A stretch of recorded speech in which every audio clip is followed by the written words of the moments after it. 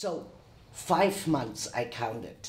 You are carrying your baby Tar around, bringing it to the world.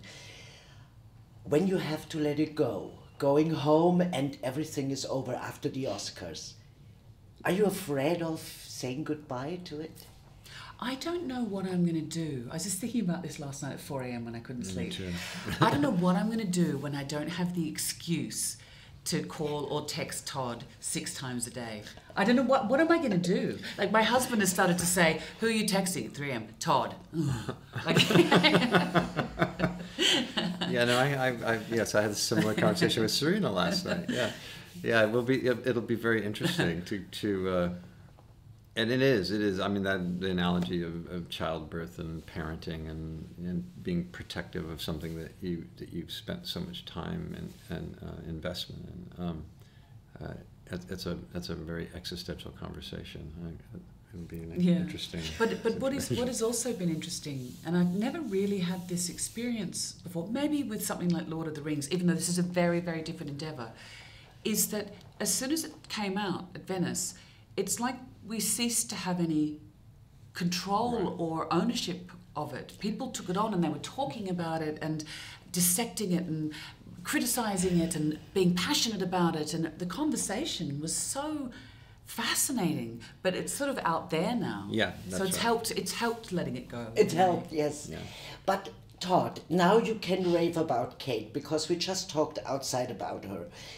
I mean, I saw you as in all your movies, by the way, but also Bob Dylan, also Venice, I remember. What is with Cate that she, no matter what she does, it's always right up there? What is it? If I knew that, I would be incredibly wealthy, because I would sell it to other actors. Here's the pill, here's the Blanchett pill, just take it. Only take a half, you know. I don't know. I mean, I don't know.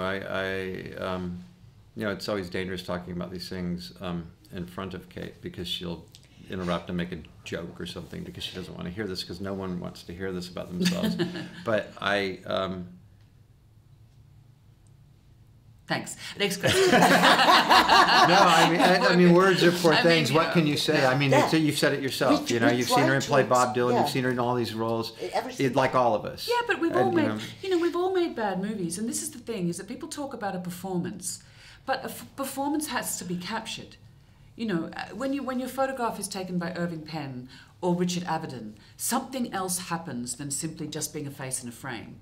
And so when Todd puts the camera in the right place, then you're dancing with somebody. I mean, it's like when you dance the tango with a tango master, then you feel like you can do anything. You know, your movement potential is much greater. So I find it strange when people disassociate a performance from direction, or cinematography or production design. You know, like it was such an ensemble that you put together, so that I was kind of the obvious outward expression of a lot of meticulous planning and rigorous hard work, and you know, a very masterful filmic lens that was looking at the character.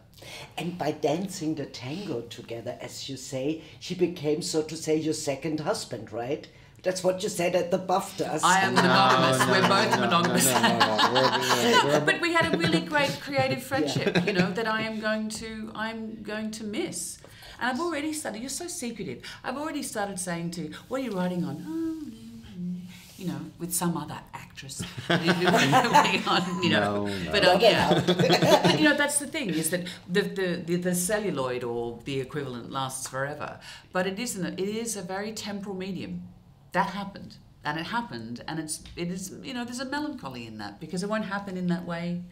It'll be different. We'll always have Berlin. It'll always have Berlin, yeah. Very last question, because she's already waving.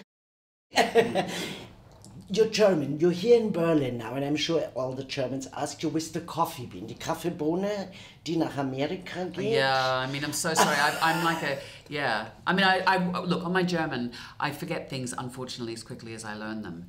And I worked with this fantastic woman, a friend of mine's an opera singer, and she said, why don't you work with Franziska Roth? She works with non-German speakers when they sing Wagner. And she was great because she'd worked with orchestras and conductors. She knew all the musical terms. And so when I would say, this is the intention I want. And she said, well, you can't actually stress that word in German. So maybe if you lean more into this syllable. So hopefully it made sense, but I felt I was much freer to express myself in another language, and also I was playing an American, so I didn't have to sound like a German. So I had a bit of sounded wonderful. Oh, phew. Yeah. Thank you so much, guys.